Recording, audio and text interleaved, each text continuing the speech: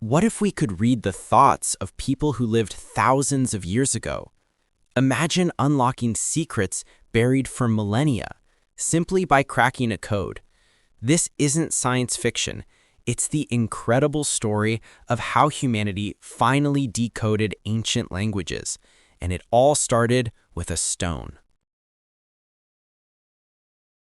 Greetings, explorers! You've just entered a space where stories breathe, history speaks, and curiosity leads the way. From ancient mysteries to modern marvels, we cover it all. So buckle up for another mind-blowing journey. Now we explore, explain, Decoding Ancient Languages, Rosetta Stone Secrets. The story of the Rosetta Stone begins not in the quiet halls of museums, nor in the heated debates of linguists, but in the dust and heat of a foreign land consumed by conquest, ambition, and the remnants of one of the world's greatest civilizations. To understand the Rosetta Stone, one must understand the world in which it was rediscovered. Egypt at the end of the 18th century was a land of political turmoil and historical silence. Its temples stood half-buried beneath the shifting sands of time, its statues eroded by wind and war, and its ancient writing, hieroglyphs, had remained mute for nearly 14 centuries. Nobody alive could read them. The voices of pharaohs had been lost, the instructions etched on tomb walls forgotten, and the monumental inscriptions that once recorded victories, rituals, and myths had turned into mysterious symbols without meaning. Into this silence entered Napoleon Bonaparte, a young general whose ambitions stretched far beyond the borders of Europe. In 1798, Napoleon launched a military campaign in Egypt, seeking to strike at British power and carve out an empire to rival ancient Rome. But unlike most conquerors, he did not bring only soldiers. He brought scholars, mathematicians, engineers, naturalists, artists, and linguists, forming what would become the Commission des Sciences et des Arts. These scholars were tasked with observing, recording, collecting, and studying everything in Egypt, from plants and animals to architecture and antiquities. It was a monumental expedition of science and curiosity, and its unintended result was the rediscovery of the Rosetta Stone, a single slab of granodiorite that would unlock the secrets of an entire civilization. The stone itself was discovered in July 1799 by French soldiers working near the small port city of Rashid, known in the West as Rosetta. They were repairing an old Mamluk fort, Fort Julien, when a lieutenant named Pierre-François Bouchard noticed something unusual embedded within the rebel. It was a large, irregularly shaped slab of black stone covered with inscriptions. As he brushed away the dust and debris, he saw three distinct texts carved into its surface. The top portion displayed the elegant, pictorial script of ancient Egyptian hieroglyphs. Below that was a more cursive flowing script, later identified as Demotic, the everyday writing of Egypt's later dynasties. At the bottom was Greek, clearly legible to the scholars of Napoleon's expedition. Bouchard immediately recognized that the stone might be something important, perhaps even revolutionary, and he sent it to the scholars stationed in Alexandria. What they found astonished them. For centuries, scholars had tried to understand hieroglyphs, believing them to be mystical symbols, enigmatic images that conveyed abstract philosophical ideas. They did not know that hieroglyphs were phonetic, capable of representing sounds, names, and words. They did not know that the script could shift between symbolic and alphabetic forms depending on context. The Rosetta Stone, with its three scripts conveying the same message, was a linguistic treasure. The Greek portion made it immediately clear that the stone recorded a royal decree issued during the reign of Ptolemy V around 196 BCE. If the Greek text truly corresponded to the hieroglyphic text above it, then scholars suddenly had the key to understanding ancient Egypt's forgotten language. For the first time in over 1,000 years, a path toward comprehension opened. The Rosetta Stone became an object of immense excitement among the scholars accompanying Napoleon. They recognized that they were standing at the threshold of decoding a lost civilization. But the victory of discovery was short-lived. Napoleon's forces soon found themselves outmatched by the British, whose naval dominance cut off French resupply routes. By 1801, the French were forced to surrender. A treaty, the Capitulation of Alexandria, was negotiated, and part of that treaty demanded that all artifacts collected by the French scholars, including the Rosetta Stone, be handed over to the British. The French resisted, attempting to argue that the artifacts belonged to science, not to military victors. But the British insisted, and eventually the French relented, though not before taking detailed copies, drawings, and impressions of the stone's inscriptions. These copies would later prove crucial to the work of European linguists. Once in British possession, the Rosetta Stone was transported to London. In 1802, it was presented to King George III and soon displayed in the British Museum, where it would remain for centuries. Crowds from across Europe traveled to see it. The inscriptions were copied, published, and distributed widely among scholars. Suddenly, the race to decipher hieroglyphs became a pan-European intellectual rivalry. Two men would emerge as the major contenders in this race: Thomas Young of England and Jean-François Champollion of France. Their efforts would reshape the field of Egyptology. Thomas Young, a physician and polymath, approached the Rosetta Stone with a systematic and analytical mindset. He focused on the Demotic script first, identifying that some of the signs were phonetic and others symbolic. Young made considerable progress by identifying the name Ptolemy within the cartouches, oval shapes enclosing royal names in the hieroglyphic text. This was a breakthrough. By comparing the Greek text with the cartouches in the hieroglyphs, he deduced that hieroglyphs were not purely symbolic, as earlier scholars had assumed. They could represent sounds, but Young's work, though groundbreaking, was limited by the assumption that phonetic hieroglyphs were used only for foreign names like Ptolemy. He believed the Egyptians would not have spelled their own native words phonetically. Jean-François Champollion, a French linguistic prodigy fluent in a dozen languages before the age of 18, took a different approach. Champollion believed that the key to decoding the script lay in understanding the Coptic language, the last stage of ancient Egyptian still used in liturgy. By comparing Coptic vocabulary with repeated symbols in hieroglyphic inscriptions, Champollion began to identify patterns that eluded Young. As he analyzed the Rosetta Stone, he realized that hieroglyphs represented not only objects or symbolic concepts, but also phonetic sounds, sounds that corresponded to the Egyptian language preserved in Coptic. In 1822, after years of relentless study, Champollion made the breakthrough that changed history. He identified the phonetic values of several hieroglyphs and demonstrated that the ancient Egyptian writing system was a complex blend of ideograms, phonetic signs, and determinatives. He rushed into his brother's office, declared, "Je tiens l'affaire," "I've got it," and promptly fainted from the shock and exhaustion. His work provided the first true translation of ancient Egyptian texts in more than 14 centuries. From that moment, the silence of Egypt's temples and tombs was finally broken. But this understanding did not come easily. Every symbol required painstaking analysis. Every inscription demanded comparison with known names, titles, and historical references.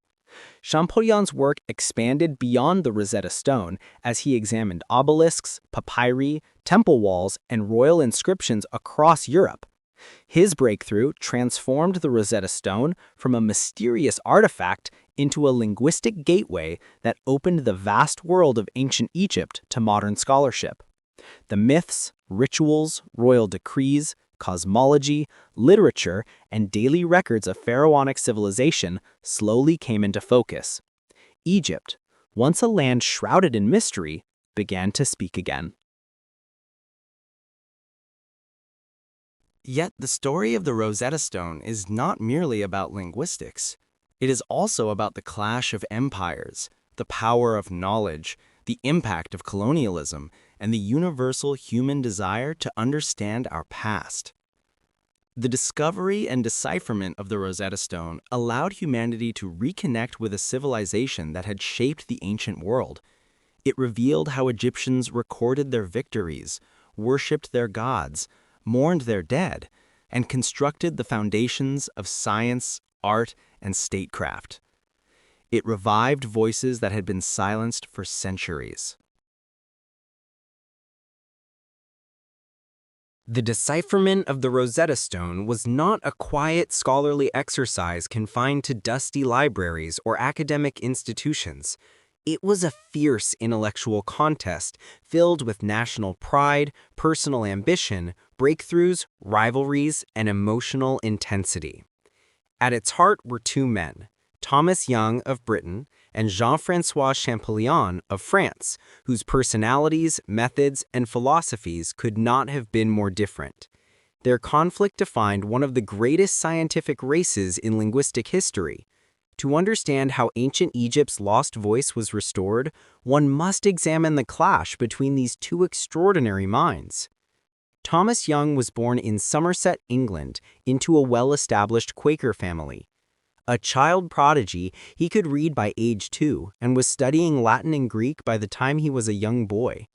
His brilliance was evident in every field he touched: physics, medicine, optics, engineering, and linguistics. He later became known as the last man who knew everything, a tribute to his polymathic abilities. Young's approach to the Rosetta Stone reflected his scientific mindset. He was not driven by a singular obsession with Egypt. Rather, he regarded decipherment as one intellectual challenge among many. His confidence in rational analysis, systematic comparison, and pattern recognition made him one of the earliest scholars to make meaningful progress on the stone's inscriptions. But Young lacked something that his rival possessed in abundance: an unshakable passion that consumed every waking moment. Jean-François Champollion, born in 1790 in France, was younger, more emotional, and utterly obsessed with ancient Egypt. As a child, he was captivated by the mysterious symbols of the hieroglyphs. By age 13, he had already embarked on the study of Coptic, convinced that it held the key to understanding ancient Egyptian language. Unlike Young, who viewed the Rosetta Stone as one project among many, Champollion dedicated his entire life to Egyptology. His genius was singularly focused and driven by an almost spiritual devotion to the subject. This difference in mindset would shape the trajectory of their rivalry. When the Rosetta Stone arrived in London in 1802, scholars throughout Europe eagerly obtained copies of the inscriptions. The Greek text was immediately translated, revealing that the stone bore a decree honoring Ptolemy V and listing privileges, tax reforms, and religious affirmations. But the hieroglyphic and demotic text remained a mystery. Many believed that the Egyptians had never intended hieroglyphs to function as a rational writing system. They were seen as symbolic, magical, or sacred, incapable of representing the mundane sounds of language.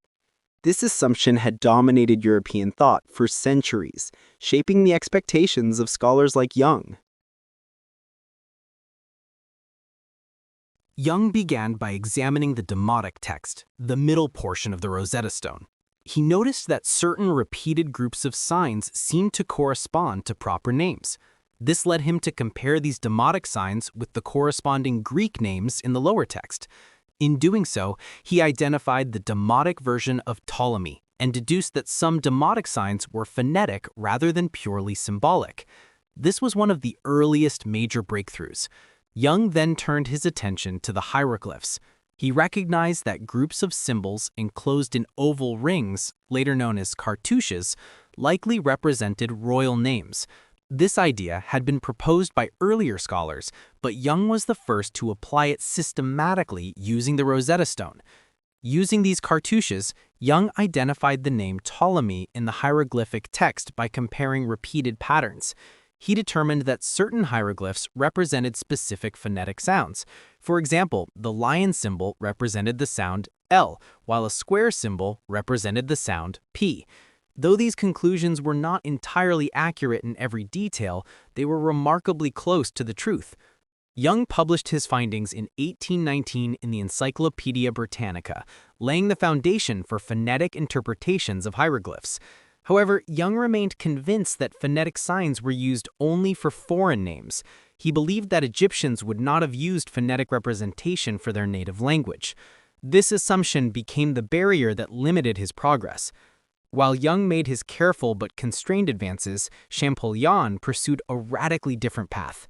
He approached hieroglyphs not as a system of symbols, but as the living language of a once great civilization. His deep knowledge of Coptic gave him an insight no other scholar possessed. He believed that Coptic preserved the structural and linguistic skeleton of ancient Egyptian, even though written in Greek letters. This belief led him to focus not on cartouches alone, but on the broader linguistic patterns of texts. For Champollion, hieroglyphs were not simply pictures, they were the last visible traces of a language that still lived in Coptic churches. Champollion's early years were marked by hardship. Political turmoil in France, financial struggles, and academic rivalries threatened his career. His obsession with Egypt made him an outsider in many academic circles, yet he persisted. By the time he obtained high-quality copies of the Rosetta Stone, he had already identified numerous Coptic roots that seemed to match repeated sequences in hieroglyphic and demotic inscriptions. His breakthrough did not come solely from the Rosetta Stone, but from a combination of inscriptions obtained from temples, obelisks, and papyri across Europe. Each inscription was a fragment, and Champollion was assembling a linguistic mosaic. The great turning point in his work came with his study of the cartouche containing the name Cleopatra, found on an obelisk in Philae. By comparing the hieroglyphs with the known Greek spelling of her name, Champollion identified several phonetic signs that corresponded to sounds such as K, L, E, and O. When he compared these signs with the cartouche of Ptolemy, he realized that the writing system used consistent phonetic signs, not arbitrary pictures. This was devastating to Jung's earlier assumption that phonetic writing was used only for foreign names. Yet Champollion did not stop there. He identified phonetic signs for Egyptian names as well. When he read the cartouche for Ramesses, he understood that Egyptian kings themselves were written phonetically, meaning that the script had a far more complex system of sound representation than anyone had realized. His Coptic knowledge allowed him to match the phonetic values of hieroglyphs to Coptic words, bridging a gap of more than 1,000 years. On September 14, 1822, Champollion delivered his breakthrough to the Académie des Inscriptions et Belles Lettres. He presented a document known as the Lettres et M. Monsieur Dacier, in which he laid out the phonetic values of hieroglyphic signs and explained how the ancient Egyptian writing system combined phonetic and ideographic elements. This was the moment that changed everything. Scholars who had once believed hieroglyphs to be mysterious symbols now understood them to be a functional, structured writing system. Egypt, silent for 14 centuries, had begun to speak again. The announcement caused shockwaves across Europe. Champollion became a national hero in France, celebrated as the man who had unlocked the secrets of ancient Egypt. But his triumph also sparked controversy. Thomas Young felt that his own contributions had been overshadowed. He had indeed laid crucial groundwork for the decipherment, but Champollion's monumental synthesis had pushed the field far beyond where Young had left it. Some British scholars accused Champollion of failing to give Young proper credit. Others accused Young of clinging to old assumptions that had blocked deeper progress. The rivalry intensified through published critiques, academic tensions, and subtle nationalistic undertones. The truth, as modern scholars recognize, is that both men were essential.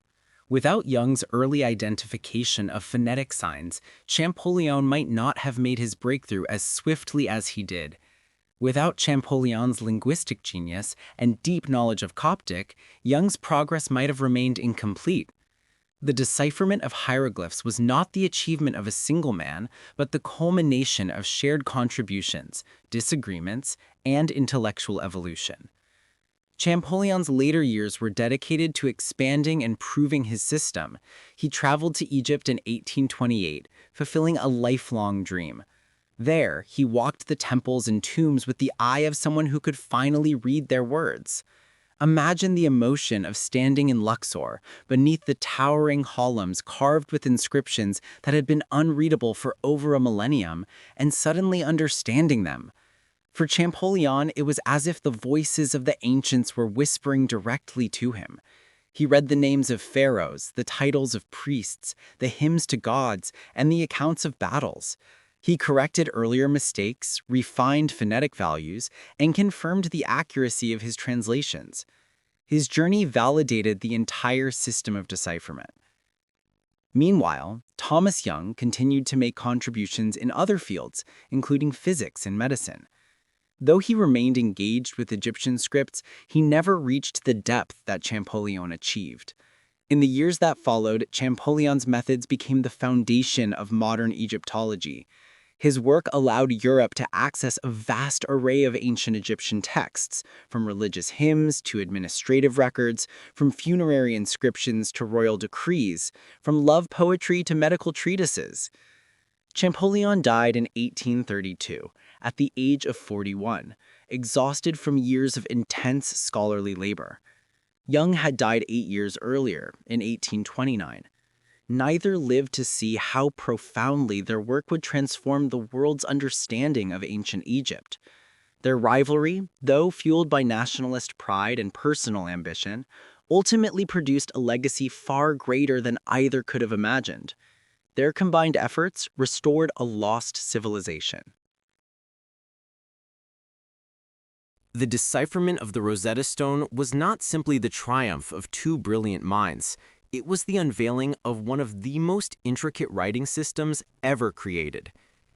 To understand how Champollion succeeded, and why so many before him failed, one must delve into the very structure of ancient Egyptian writing. Hieroglyphs were far more than pictures carved into temple walls. They were a dynamic, multi-layered system that operated on principles unlike those of most alphabetic languages. In Part 3, the narrative unfolds into the mechanisms of this ancient script, how it developed, how it blended sound and symbolism, why it baffled scholars for centuries, and how the Rosetta Stone illuminated what had once been impenetrable darkness.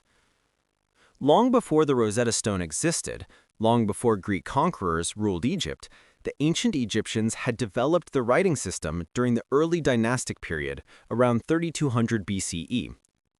This made hieroglyphs as old as the earliest Mesopotamian scripts. Egyptian writing evolved not from a desire for aesthetic beauty, though hieroglyphs certainly achieved that, but from a need to record agricultural production, religious ceremonies, royal accomplishments, and the divine order that governed society. The earliest inscriptions were simple, carved onto ivory tags attached to goods and on pottery containers. Over the centuries, as Egyptian civilization expanded and became more complex, so too did its writing. The Egyptians created a system that was both practical and deeply infused with religious meaning. One of the main reasons hieroglyphs mystified later civilizations is that they are visually symbolic. Each sign resembles an object: a bird, a snake, a reed, a foot, a throne, a vulture. To Greek and Roman observers, these images seemed decorative or mystical. Classical thinkers believed that hieroglyphs were intentionally symbolic, used only for sacred purposes. They assumed the Egyptians did not use writing to represent sounds or everyday language. This belief, which persisted into the 18th century, hindered earlier attempts at decipherment. The Greeks and Romans left behind mistaken interpretations that shaped European thinking for centuries. Even the Renaissance revived this symbolic view, reinforcing the idea that hieroglyphs were not a functional writing system, but a spiritual script reserved for priests and mystics. Yet the truth was far more complex. Hieroglyphs functioned on 3 interconnected levels. They could act as ideograms, representing ideas or objects directly. They could act as phonograms, representing sounds, like letters or syllables. And they could act as determinatives, clarifying the meaning of a word without being pronounced. This combination made the script flexible, but also confusing to outsiders. In Egyptian inscriptions, a single sign could serve multiple functions, depending on context. A picture of a lion, for example, could represent the animal itself, the sound L, or serve as a determinative for strength or power. Understanding which role a symbol played required knowledge of the language, not just the image. Phonetic writing was the heart of the script. The Egyptians used consonantal sounds, similar to how Semitic languages function. Vowels were typically unmarked, though some signs indirectly implied them. Most importantly, hieroglyphs included uniliteral, biliteral, and triliteral signs, representing 1, 2, or 3 consonantal sounds respectively. The uniliteral signs functioned like an alphabet, but they were never used alone. Complex combinations were employed for stylistic and cultural reasons. For instance, a word might use a triliteral sign to convey the main sound group, supplemented by uniliteral signs to reinforce or clarify pronunciation. This redundancy was a feature, not a flaw. It ensured accuracy and aesthetic harmony. Determinatives, perhaps the most unusual component for modern readers, were symbols placed at the end of words. They were never pronounced, instead they indicated the category of meaning, whether the word referred to a person, a place, an abstract idea, an animal, or an action. A walking man determinative indicated verbs of movement. A papyrus scroll meant something related to writing or documents. A seated goddess indicated a female deity. Without determinatives, many Egyptian words, constructed largely from consonants, would be ambiguous. In this sense, determinatives served as visual punctuation and semantic markers, revealing how the Egyptians balanced clarity with artistic expression. The complexity of this system explains why earlier scholars failed to decipher hieroglyphs. Their symbolic assumptions prevented them from recognizing phonetic patterns. Without understanding the language, they misinterpreted repetitions as decorative symmetry rather than consistent linguistic structures. The Rosetta Stone changed everything because it provided a Greek translation that gave scholars a reference point. Even more crucially, the stone displayed the same text in both hieroglyphic and demotic scripts. Demotic, being a simplified cursive form of Egyptian writing, was closer to the spoken language of later periods. Its connection to Coptic proved essential. Champollion used the Rosetta Stone not as a complete key, but as a starting point, one inscription among many that guided him toward reconstructing the hierarchy of signs. To grasp the importance of the Rosetta Stone's trilingual format, one must imagine the linguistic landscape of ancient Egypt. Hieroglyphic writing was used for monumental inscriptions, religious texts, and sacred contexts. It was the script of temples and tombs, associated with permanence and divine order. Demotic, by contrast, was the everyday script, the writing of contracts, letters, administrative documents, and legal accounts. It evolved from the earlier hieratic script and was written quickly with ink on papyrus or pottery shards. Greek, introduced during the Ptolemaic rule after Alexander the Great's conquest, became the administrative language of the ruling elite. The coexistence of these scripts created a tri-layered linguistic society, each layer reflecting a different cultural and political dimension. The Rosetta Stone's Greek text revealed not only the meaning, but also the structure of the decree. It identified the occasion, the royal titles, the reforms, the priestly privileges, and the ceremonial instructions. By aligning these segments with the hieroglyphic and demotic texts, scholars like Young and Champollion could identify corresponding phrases. For instance, the Greek phrase, King Ptolemy, living forever, aligned with a cartouche and its surrounding symbols in the hieroglyphic text. This confirmed that cartouches indeed represented names and titles. From there, comparing other repeated phrases allowed scholars to map the syntax of the script. But it was Champollion who realized the deeper truth. The symbols within the cartouches did not simply stand for names, they stood for sounds. Champollion's understanding of Coptic allowed him to identify the phonetic values behind the signs. Coptic preserved many ancient Egyptian words in altered forms. When Champollion saw a repeated hieroglyph representing a concept known in Coptic, he could connect the phonetic structure. For example, the word for sun in Coptic, Re, matched the name of the sun god Ra, often written with the hieroglyph of a sun disk. By confirming such parallels, Champollion uncovered a network of linguistic continuity that had been overlooked for centuries. This was the Rosetta Stone's true gift, not a direct translation, but a bridge between worlds. The structure of hieroglyphs becomes clearer through specific examples. Take the name Ramesses, one of the most famous of the pharaohs. It appears on numerous monuments. The hieroglyphic spelling includes a sun disk sign representing Ra, a symbol resembling a child or seated figure representing Mes, meaning born of, and additional phonetic signs that clarify the pronunciation. Without knowing the phonetic system, scholars had interpreted these symbols literally, imagining divine metaphors rather than a literal name. Once the phonetic principle was understood, names like Ramesses became readable, revealing countless inscriptions throughout Egypt as historical records rather than mystical symbolism. Another example is the use of determinatives. Consider the Egyptian word for riverbank, written with signs representing the consonants xt, followed by a determinative of flowing water. Without the determinative, the consonants might correspond to any number of words. The determinative made the meaning clear. Similarly, the word for a type of bird might be written with consonantal signs and then followed by a bird determinative. These clarifying symbols demonstrate how Egyptians conceptualized writing as both functional and artistic. The Egyptians also played with directionality. Hieroglyphs could be written left to right to left, or top to bottom. The orientation of the symbols indicated the reading direction. If a bird or human figure faced left, the text read from left to right, and vice versa.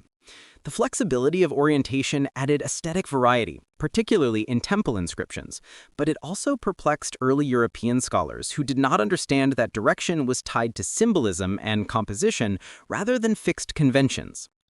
The Rosetta Stone helped scholars unlock these structural principles, but it was Champollion's application of them across thousands of inscriptions that solidified the system.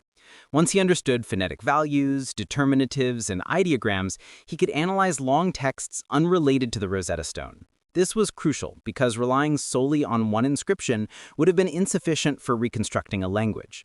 Champollion's cross-referencing approach gave depth to the decipherment, ensuring that translations were not just guesses, but linguistically consistent interpretations.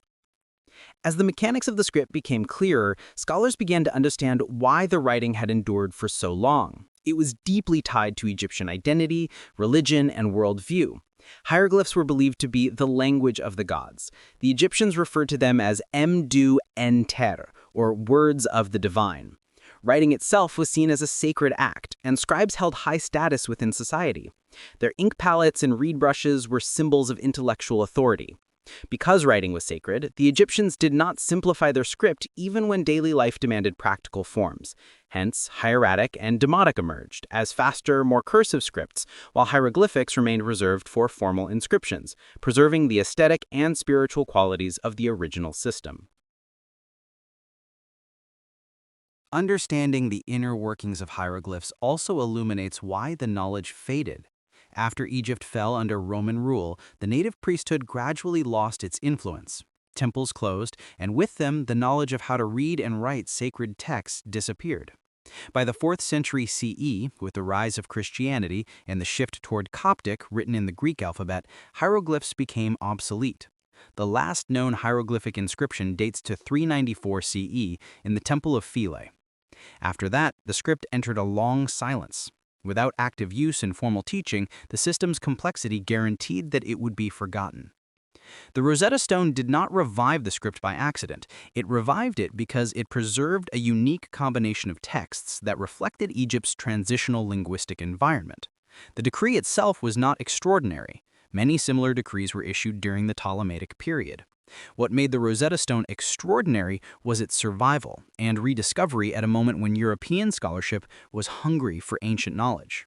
If the stone had been lost, buried, or destroyed, hieroglyphic decipherment might have been delayed for decades or even centuries. By understanding how the hieroglyphic system worked, modern scholars gained access to a vast treasury of Egyptian thought. Religious texts such as the Pyramid texts and the Book of the Dead could now be read. Historical records of wars, treaties, and royal genealogies became clear. Administrative documents revealed how the ancient economy functioned. Medical papyri unveiled early forms of science and healing. Literature and poetry, once silent, spoke again. The Rosetta Stone had not only solved a linguistic puzzle, it had resurrected an entire civilization.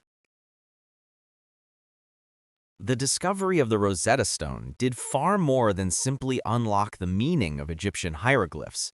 It shook the intellectual world and awakened a new age of linguistic exploration across continents.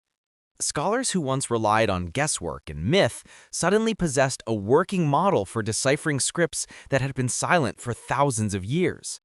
The principles used to decode Egyptian writing—comparison, pattern recognition, grammar reconstruction, and cross-linguistic analysis—became the guiding framework for solving some of humanity's oldest mysteries. Part 4 tells the story of this global awakening, the ripple effects of Champollion's triumph, and how the logic used on the Rosetta Stone transformed the understanding of civilizations that had been buried under layers of time, sand, and forgotten memory.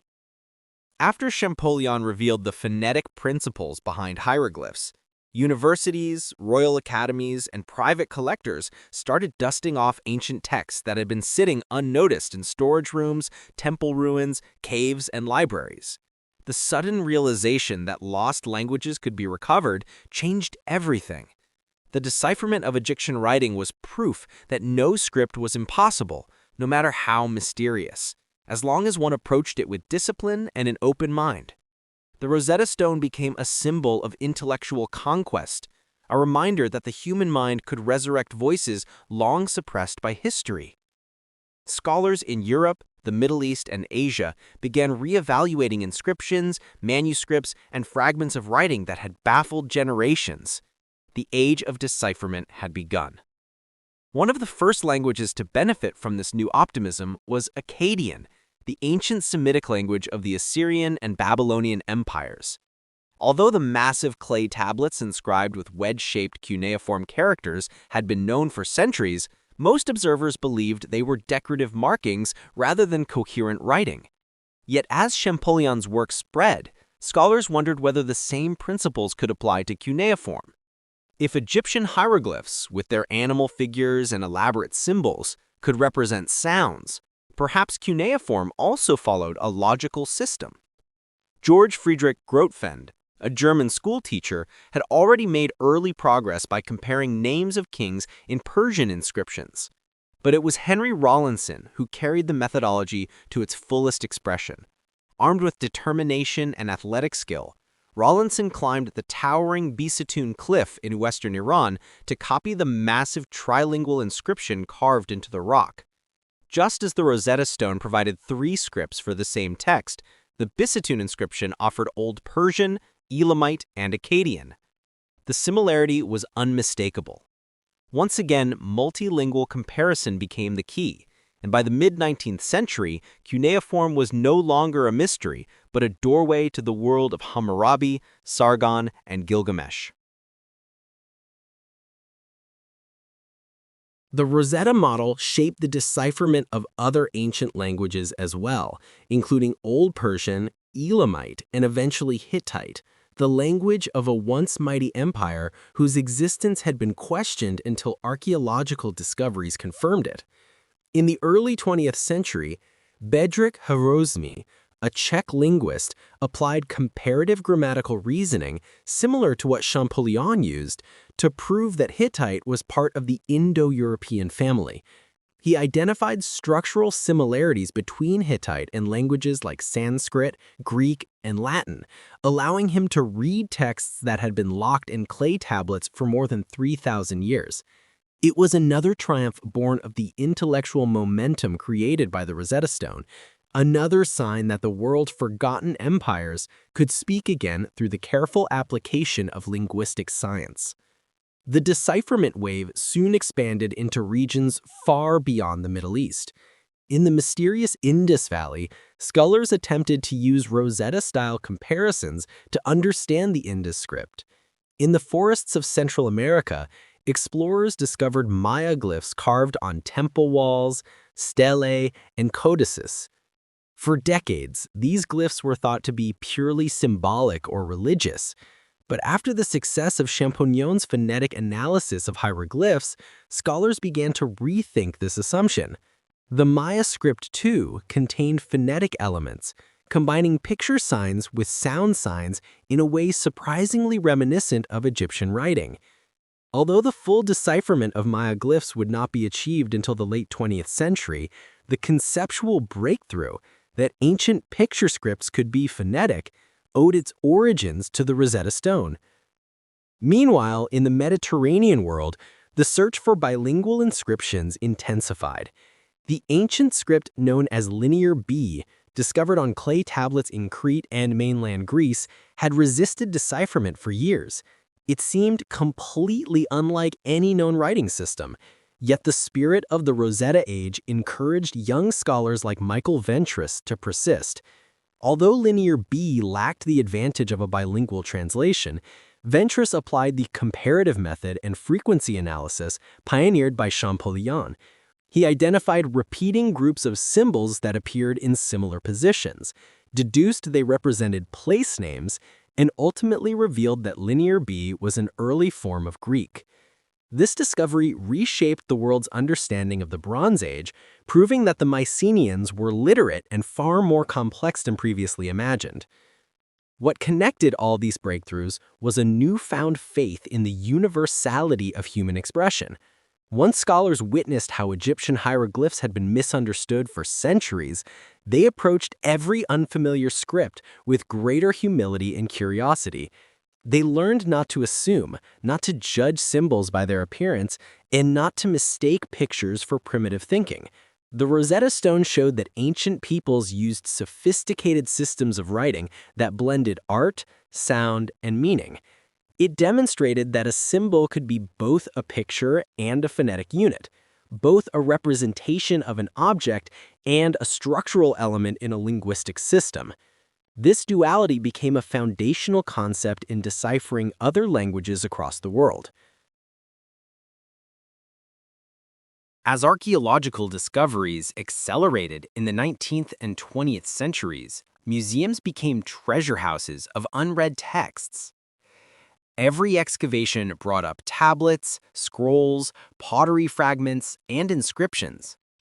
The walls of newly discovered temples, palaces, and tombs were covered in writing that suddenly seemed solvable. Scholars in London, Paris, Berlin, and Cairo worked around the clock, sharing notes, debating structural patterns, and revising earlier assumptions. Their work revealed a world far larger and more interconnected than previously believed.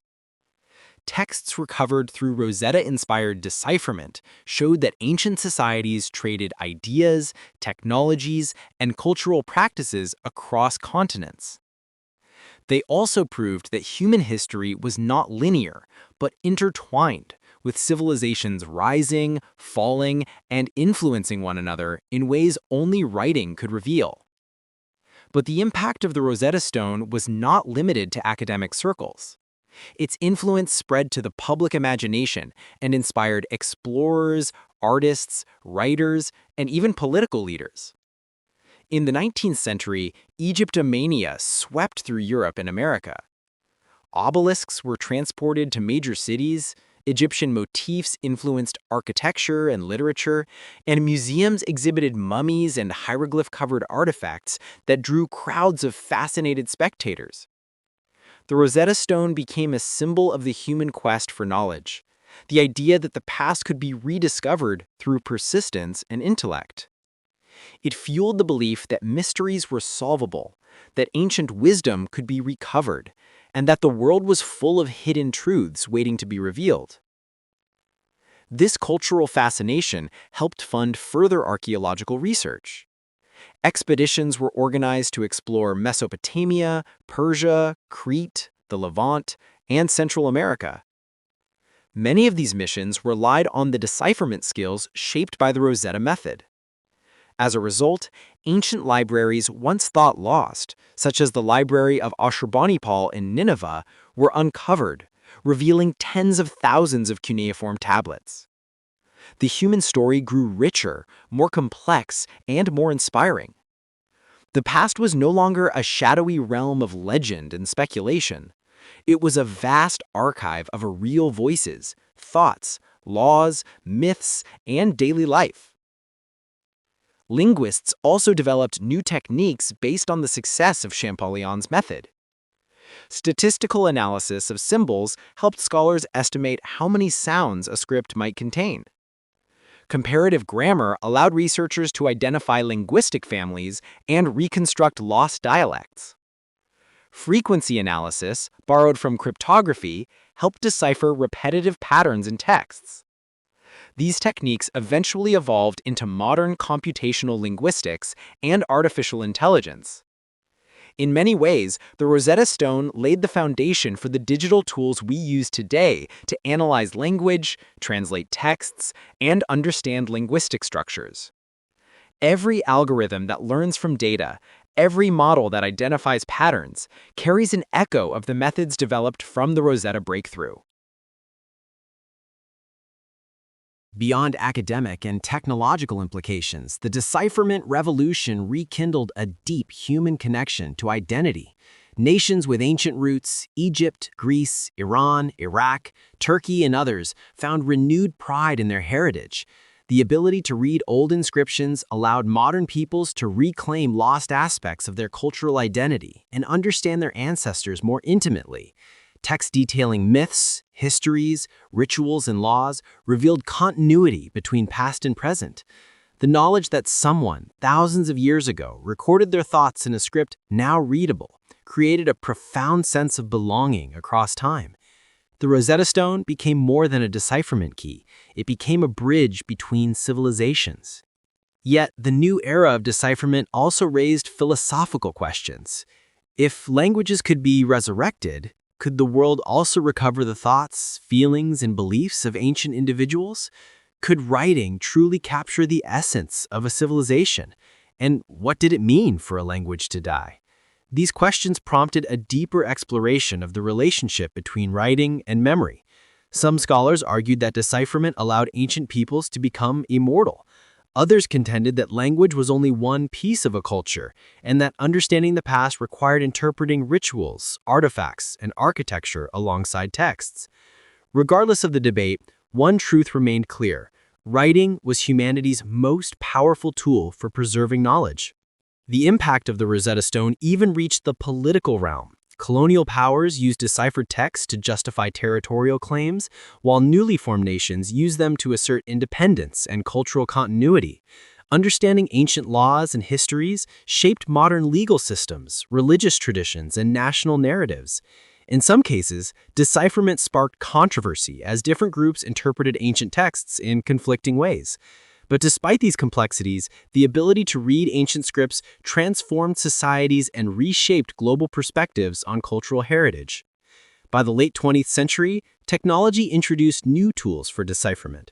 High-resolution imaging allowed researchers to read inscriptions too faded to see with the human eye. X-ray analysis revealed hidden layers of writing on papyri and tablets. Computers help scholars detect patterns in undeciphered scripts that manual work would have taken decades to uncover. Digital databases allowed researchers around the world to collaborate and analyze symbols collectively. Even today, linguists use machine learning to make progress on scripts such as Linear A, the Proto-Elamite writing system, and the enigmatic Rongo-Rongo of Easter Island. Although many of these languages remain unsolved, the spirit of the Rosetta Stone guides each attempt. Every researcher believes that with enough evidence, patience, and insight, any script, no matter how mysterious, can eventually be understood. The global significance of the Rosetta Stone also led to discussions about cultural restitution and ethical archaeology. Egypt began calling for the stone's return from the British Museum, arguing that it was a symbol of national identity and colonial appropriation. Scholars, activists, and governments debated the legal and moral implications of artifact ownership. These conversations highlighted an evolving recognition that the voices unlocked through decipherment belonged not only to humanity, but also to the descendants of the cultures that created them. The Rosetta Stone became a focal point in this debate, reminding the world that history must be preserved with respect and responsibility. In spite of the controversies, the Rosetta Stone remained an iconic reminder of human curiosity and resilience. It shows how much can be achieved when people refuse to give up on a problem, no matter how difficult it seems. For centuries, hieroglyphs appeared impenetrable, a locked fortress of meaning. Yet through dedication and collaboration, scholars found their way inside. This triumph continues to inspire students, historians, and linguists today. It encourages future generations to explore the unknown, to challenge assumptions, and to believe in the power of knowledge. As we reflect on the global awakening sparked by the Rosetta Stone, it becomes clear that its impact goes far beyond Egypt. It helped rebuild the timeline of human civilization, restore lost languages, and reshape our understanding of ancient cultures. It bridged the gap between past and present, proving that knowledge transcends time. And above all, it reminded us that every language, even one forgotten for thousands of years, carries the soul of a people. When that language is deciphered, those voices speak again, their stories returning to the world after long silence. This awakening continues today. Every year, new inscriptions are unearthed in deserts, jungles, caves, and ancient ruins. Each fragment of writing invites linguistic detectives to apply the Rosetta method to search for patterns, meanings, and connections. The spirit of Champollion lives on in every scholar who kneels before a stone covered in mysterious symbols and believes that with enough insight, the stone will speak. The world still holds countless linguistic mysteries, but the triumph of the Rosetta Stone assures us that nothing is impossible. The past is waiting, and the key to unlocking it lies in the letters, symbols, and voices that humanity left behind. The story of the Rosetta Stone is not simply the tale of a carved slab discovered by accident during a military campaign. It is the story of how humanity reclaimed its lost memory. It is a reminder that civilizations do not truly vanish as long as their voices can still be heard, their words still understood, and their knowledge still interpreted. The final chapter of this documentary explores the profound legacy of the Rosetta Stone, how its principles echo through modern science and technology, and how its spirit continues to inspire the quest to decipher the world's remaining linguistic mysteries. As we move into the future, the Rosetta Stone stands as both a triumph and a challenge, proof of what human intellect can accomplish, and an invitation to continue pushing the boundaries of understanding.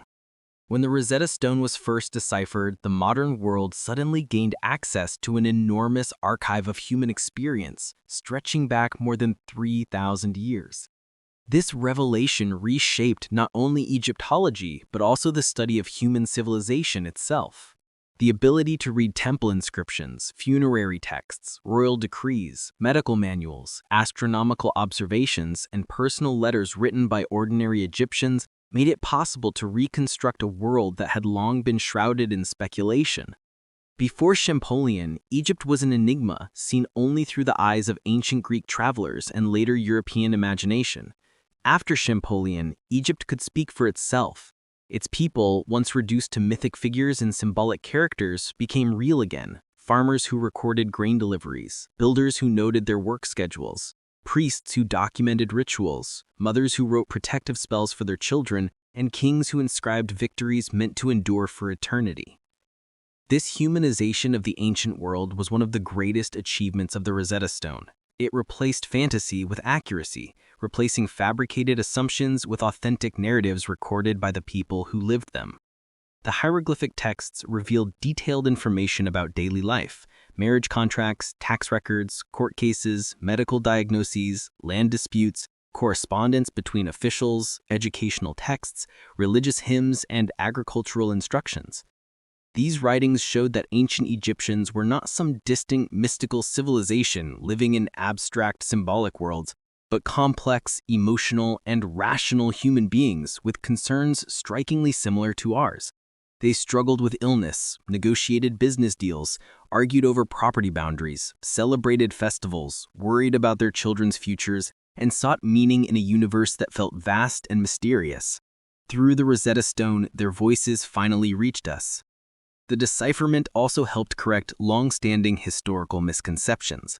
For centuries, scholars believed that Egyptian civilization was static, unchanging, rigid, and isolated. Yet once their texts could be read, it became clear that Egypt underwent numerous social, political, and cultural transformations over millennia. Dynasties rose and fell, religions evolved, foreign ideas entered and were adapted, and economic systems developed in response to shifting realities. What once appeared monolithic suddenly became dynamic. The ancient Egyptians were not frozen in time, they were innovators, thinkers, and contributors to a living, evolving culture. This nuanced understanding reshaped global views of ancient history, highlighting the continuity of human adaptation across civilizations. The Rosetta Stone also transformed methods used in archaeology. Before decipherment, archaeologists relied heavily on artifacts, architecture, and comparative speculation. But once writing could be understood, archaeology evolved from treasure hunting into a science rooted in evidence and interpretation. Inscriptions provided chronological anchors, identifying rulers, dating monuments, and explaining rituals. They clarified relationships between temples, administrative centers, and burial complexes. They revealed trade networks, diplomatic relations, and military conflicts. Archaeology, linguistics, history, and anthropology merged into an interconnected discipline. The Rosetta Stone served as a foundational catalyst for this interdisciplinary transformation. Yet, the legacy of the stone went even further. It changed the way scholars approached all undeciphered scripts. The realization that seemingly pictorial symbols could encode complex phonetic information became a universal principle. Champollion demonstrated that patience, rigorous analysis, and cross-linguistic comparison could dismantle even the most impenetrable code. This approach inspired breakthroughs across continents, enabling the decipherment of cuneiform, Maya glyphs, Old Persian, Hittite, and more. Each success in turn rekindled hope for solving other linguistic puzzles. The Rosetta Stone became a model, a blueprint for understanding communication systems that had been lost for thousands of years. Today, long after the decipherment of hieroglyphs, the Rosetta Stone continues to influence modern technology. Its spirit lives in tools designed to process languages, translate text, and interpret unknown patterns.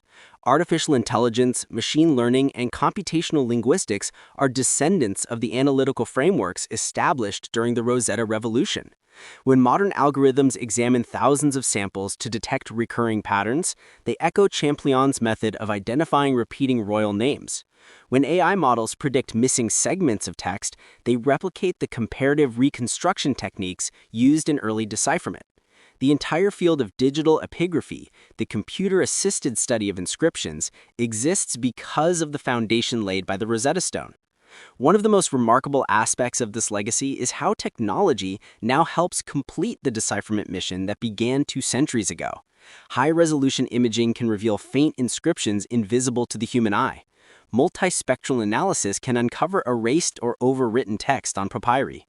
Infrared scanning can extract buried layers of ink from shard scrolls. Neural networks can sort symbol shapes, cluster related characters, and propose statistical models for script structure. In recent years, such tools have advanced decipherment efforts on scripts like Linear A, Proto-Elamite, and ancient Arabian alphabets. Although none of these systems have been fully decoded yet, the progress made so far demonstrates that the future is bright. The Rosetta Stone provided the first key. Technology is forging the next generation of keys. But the story of decipherment is not only about the past or the future. It is also about ethics and responsibility. As nations reclaim their cultural heritage, the Rosetta Stone has become a symbol of both historical discovery and colonial appropriation. Egypt, for decades, has requested the return of the stone from the British Museum. The debate surrounding its repatriation raises important questions about ownership, stewardship, and the rights of cultures whose artifacts were removed during foreign occupations. Should the stone remain in London because it became a global icon of scientific triumph? Or should it return to the land that created it, where it holds deep cultural and historical significance? These questions extend beyond the Rosetta Stone itself and shape global conversations about how the world treats ancient artifacts, human memory, and cultural identity. Despite these controversies, the stone's symbolic power remains undeniable. Its presence continues to inspire millions of visitors each year who stand before it in awe. Many feel connected not only to Egypt, but to humanity as a whole. The stone is a reminder that breakthroughs often come from unexpected moments, that the smallest fragment of history can reshape everything. It teaches us that curiosity must be preserved, that intellectual courage can unlock new worlds, and that the pursuit of knowledge is a journey that unites generations across time. As we look ahead, we must also acknowledge the scripts that remain unsolved. The greatest mysteries of ancient language lie waiting. Linear A of the Minoans, the Indus script of South Asia, the Proto-Elamite signs of ancient Iran, the Rongo-Rongo glyphs of Easter Island, the Phasidos Tisk of Crete, the symbolic notations of Neolithic Europe, and countless fragmentary inscriptions discovered across deserts, forests, and forgotten ruins. Each script holds the potential to rewrite human history. Each one represents an entire civilization on the threshold of rediscovery. Scholars believe that with enough time, evidence, and technological innovation, these scripts will eventually speak. And when they do, their stories will join the ever-growing chorus of voices resurrected from humanity's deep past. But the future of decipherment is not only about uncovering ancient texts. It is also about preserving endangered languages in the present. More than half of the world's languages are expected to disappear within the next century. The lessons of the Rosetta Stone teach us that when a language vanishes, a unique worldview, a way of thinking, understanding, and experiencing reality disappears with it. Modern linguists therefore strive not only to decode lost languages, but to document and protect living ones. Digital archives, audio recordings, and written corpora ensure that even if languages fall out of daily use, they will not be forgotten. The Rosetta Stone reminds us that all languages, whether ancient or modern, deserve to be preserved. In many ways, the Rosetta Stone represents the continuity of human expression. It is a symbol of the mind's desire to communicate across ages. The fact that we can read a text carved more than 2,000 years ago demonstrates the power of writing to unite past and present. The priests who engraved the decree on the stone could never have imagined that their words would inspire a revolution in human knowledge. They were simply recording a political decision in 3 languages to ensure that it would be understood by all who read it. Yet that simple act became the catalyst for a global awakening, an awakening that continues today as scholars expand the boundaries of linguistic understanding. The Rosetta Stone also reveals a universal truth, that knowledge is cumulative. Every generation builds on the discoveries of those who came before. Champollion relied on the work of earlier scholars who had attempted to classify hieroglyphs. Rowlandson built on Champollion's method to decipher cuneiform. Modern linguists use computers and statistical models built on foundational principles established during the early decipherment era. Each layer of discovery strengthens the next, creating an ever-expanding library of human understanding. The Rosetta Stone is the spark that ignited this collective pursuit. As we reach the end of this documentary's journey, we return to the moment of discovery in 1799. A young French officer brushing dust from a half-buried stone, unaware that he had touched a relic capable of changing the world. That moment represents the unpredictable nature of history. No one could have predicted that a broken slab would hold the key to a lost civilization. No one could have foreseen that it would inspire generations of scholars, explorers, linguists, and scientists. And yet, in that ordinary moment, history shifted. The Rosetta Stone is not simply an artifact, it is a mirror reflecting our deepest intellectual instincts. It embodies our desire to understand where we come from and who we are. It represents the human capacity to solve mysteries, to reconstruct forgotten worlds, and to bring ancient voices back to life.